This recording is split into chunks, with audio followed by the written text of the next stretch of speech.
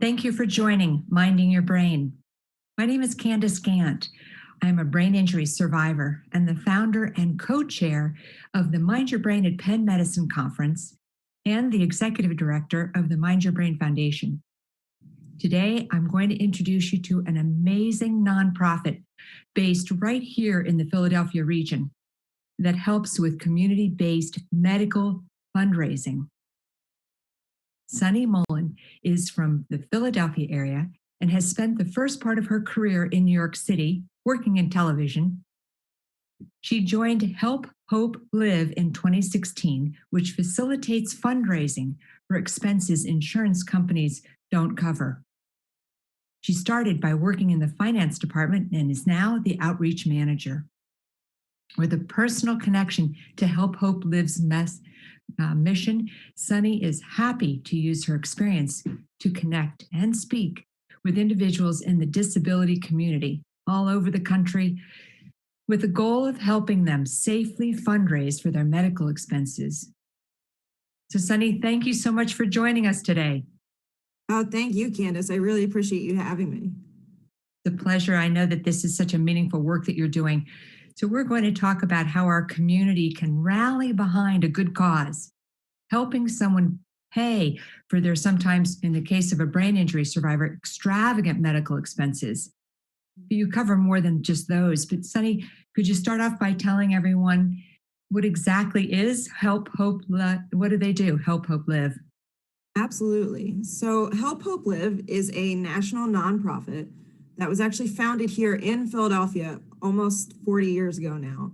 And we assist individuals living with catastrophic injury and illness to go into their communities and fundraise for their medical and medically related costs.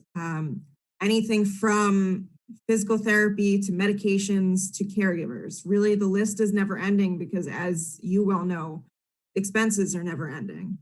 And we do that by setting them up with a campaign page on our website and a one-on-one client services coordinator who gives them all the tools necessary to go into their communities, put on successful fundraisers, helping them write their stories, create flyers, press releases, that personal support. They go out, put on the fundraisers. The funds come back to Help Hope Live and our Help Hope Live assets so that they should not affect the individual's asset-based benefits or become taxable income to them or their family, which is very important. And at that point, they then submit their fund requests with their bills to us. And we generally prefer to pay directly to vendor to relieve any financial stress on their end. We can also reimburse when needed. And we just keep this relationship up for as long as they need us, which again, as you know, could be their lifetime. We're here as long as they have medical expenses related to their condition. That's terrific. So tell us, what are some of the creative ways that you have your clients are using this system? So we really believe that fundraising is all about creativity. Your client services coordinator will help you from that first phone call to figure out what types of events your community might be engaged in. What are your hobbies? What do you like to do? Because that's what you then go and turn fundraisers into.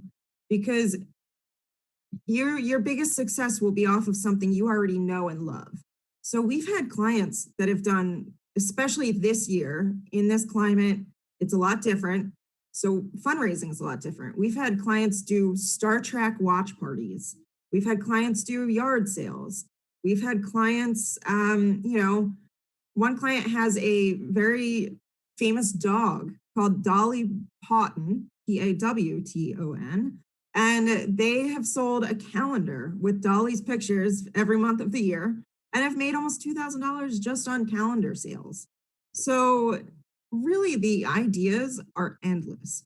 It's, again, that creativity, the importance of harnessing your individual likes, your community's likes, and getting them out there. There is nothing too big or too small for a fundraiser.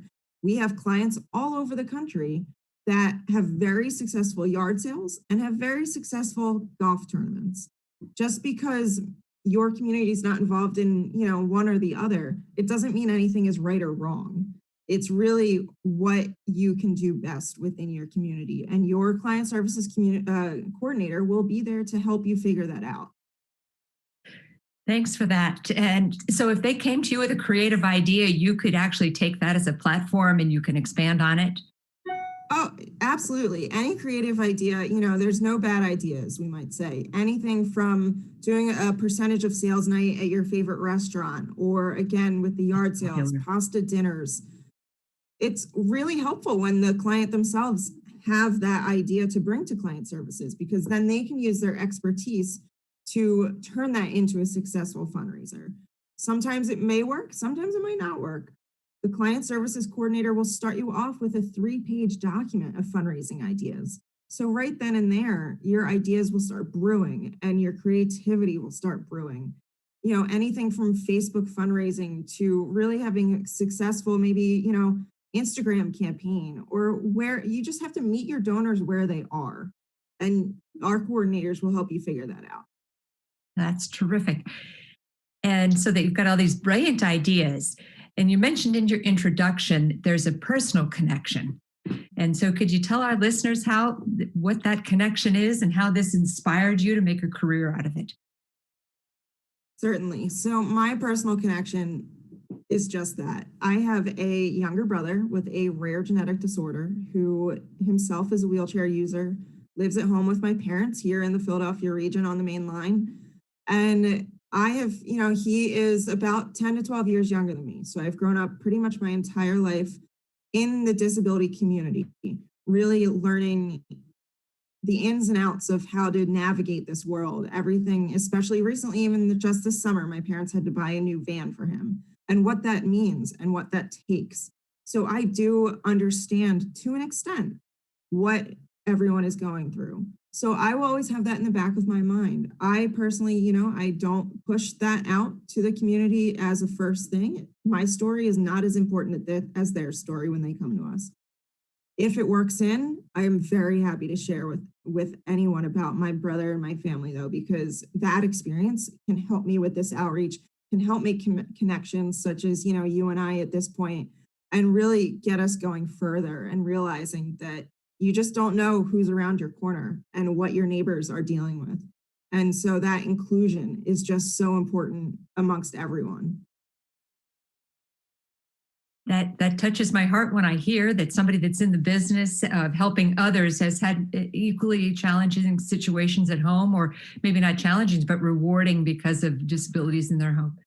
Well, challenges can be rewarding. Yes, So I definitely will indeed. say it's there have been challenges, absolutely. True But enough. they in the end can turn into rewarding experiences. Silver And it's lining. just a matter of your mindset. And so we try our best to every day realize that that is the case. And so, Sunny, how do I get started? What's my first and second steps to be working with Help Hope Live? It is absolutely an easy way. We really do our best to make this onboarding process as simple and pain-free for our clients. If you are tech savvy, you can go onto our website, www.helphopelive.org, and click our Get Started button, and that'll walk you through the application process.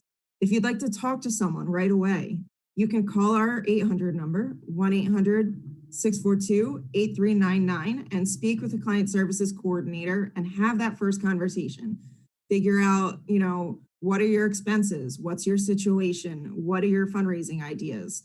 And take it from there. Once you have that first conversation, once you've filled out the application, you're fully on board at that point.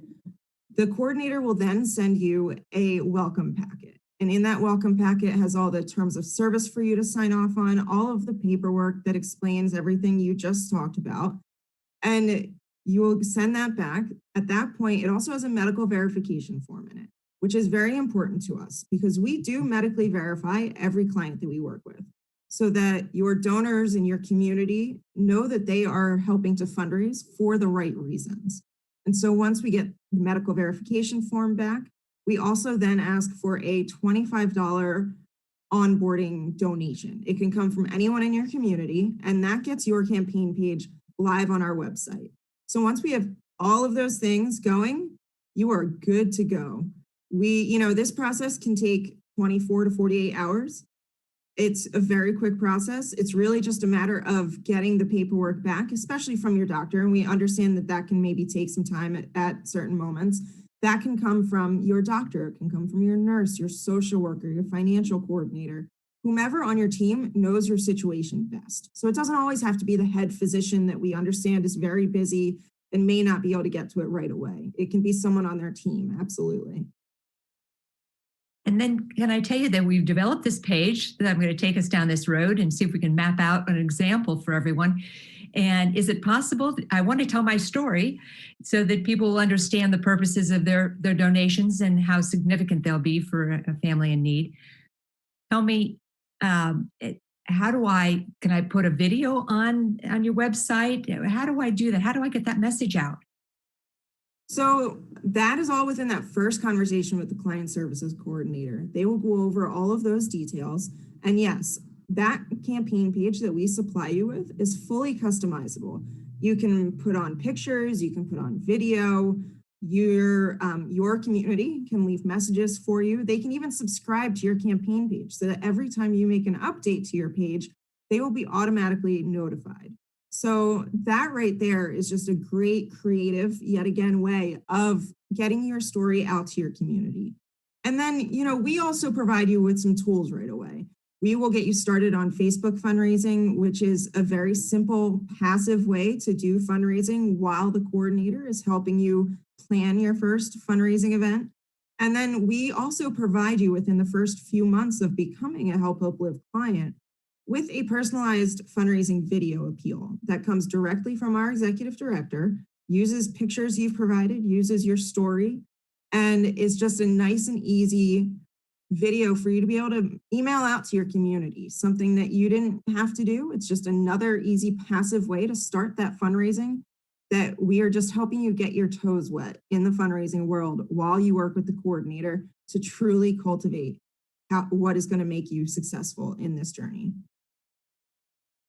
Sonny, and I have to ask you as well about the financial side of it. How does that, do I have to manage my own donations or does that go through you? How does that system work? So thank you for asking that because it is important, and especially for this community that has such restrictions on their income at times with their insurance. When you are working with Help Hope Live, you are technically fundraising for Help Hope Live in your honor. So all funds come to Help Hope Live and are Help Hope Live assets and are held within regionally restricted funds depending on where you live. So here in the Philadelphia region, we're in the Mid-Atlantic region. We follow the UNOS regions just because we were founded on transplant and it's an easy way to split up the country. And at that point, you are submitting your fund requests to us. We are dispersing the funds out of those regions and we just go from there. So the funds should not count as your income. Again, as I said before, they should not count towards your taxable assets. And they are there to use for your medical expenses. So we are here to honor the donor's intent in helping you through this journey. But if you do choose to close your campaign, or if you unfortunately pass away, if there are any funds left over after we've helped pay out any existing medical bills, any funeral bills that we cover, the funds will then stay within the region to assist other people within that region. So we are always here to help the greater good as a nonprofit.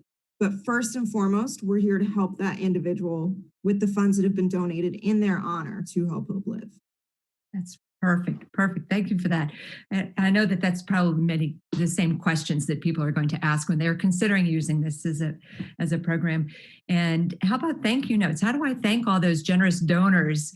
Is that my responsibility then, or can you help us with that as well, identifying those people? So a couple different ways. Certainly when someone donates online, especially anymore, it is up to them if they want to be listed as anonymous or if they want to list the amount that they're donating. So there may be times you don't know who the donor is, and there may be times that you don't know the amount of the donor because we do honor the donor's privacy in that respect. I will say that for tax purposes, since we are a nonprofit and all donations are tax deductible, every donor is given a tax letter as their receipt when they donate online, or if they donate by check, they are mailed a tax letter at the end of the year. So that's taken care of. Great. As far as thank yous, we can do our best with helping you figure out the person on your campaign list, on your list of contributors. But there may be times that some donors choose to be listed as anonymous, and we will also honor that. That's fine. Indeed. I agree that protecting people's privacy is important. I'm absolutely glad you have that as an opportunity for people to be anonymous. So tell me, I want to come back to the brain injury survivor community. And oftentimes there's cognitive rehabilitation. There's challenges cognitively and communication challenges that might make it difficult for me to work with you to set up a page if there's any technical Yes. um, if there's any technical expertise they need to have, it might be challenging. How can you help us with that? We have our client services coordinators available Monday through Friday and our finance team available Monday through Friday from 9 a.m. to 5 p.m. So if someone does need that extra step, we certainly can get on the phone with you. We can mail fund requests to you. We can mail paperwork to you. You can submit your fund requests either through the mail or online. Now, obviously, in today's climate and with the way that the mail is going, we do prefer you to do it online if you're able.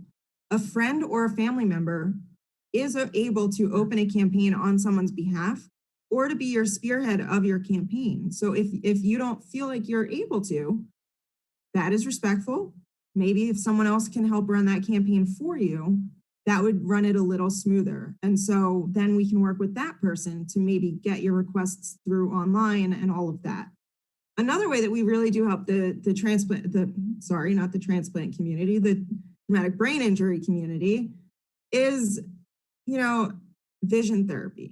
This is a really great expense that I have definitely heard that a lot of people don't cover.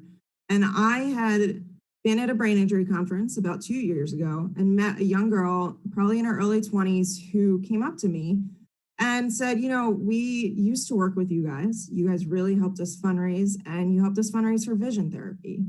And without that vision therapy, I would not be able to be here looking you in your eye today. And that was just such a powerful moment. And so even the fact that we can go that one step and help fundraise for vision therapy, you know, is so specific to this community. Yeah, yeah, absolutely is. And I would say that um, any help, as we know, any help oftentimes, when you think of just the smaller things, a pair of glasses, a tinted Yes. glasses that's often needed. And so, what would you tell people? Because if you're like me, not a fundraiser, how do I get bold to be a fundraiser for a really an important cause, family member? Now, it is important, like you just say, to be bold. It is fully respectful if this is not your forte, if this is not something that you were thrown into being. Not everyone is a born fundraiser, but you know, it is something that you have to do. And unfortunately, a lot of times anymore, people do have to turn to fundraising.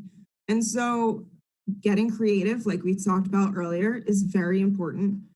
And beyond that, a lot of people can maybe be prideful about asking for help. And again, totally respectful. But as one of our supporters recently told me, you're not just asking someone for help, you're giving them the opportunity to help you.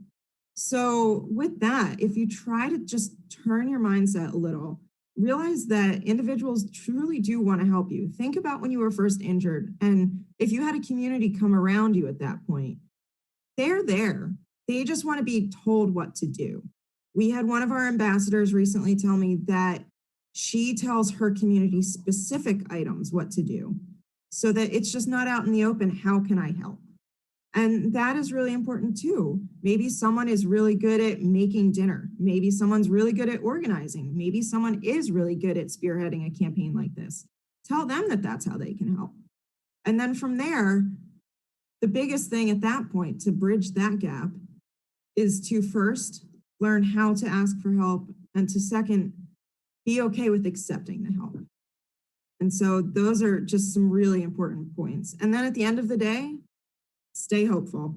It's, we're all in this together. You have a community out there, you have a community here with Help Hope Live, and we're here to help you through this journey. Absolutely.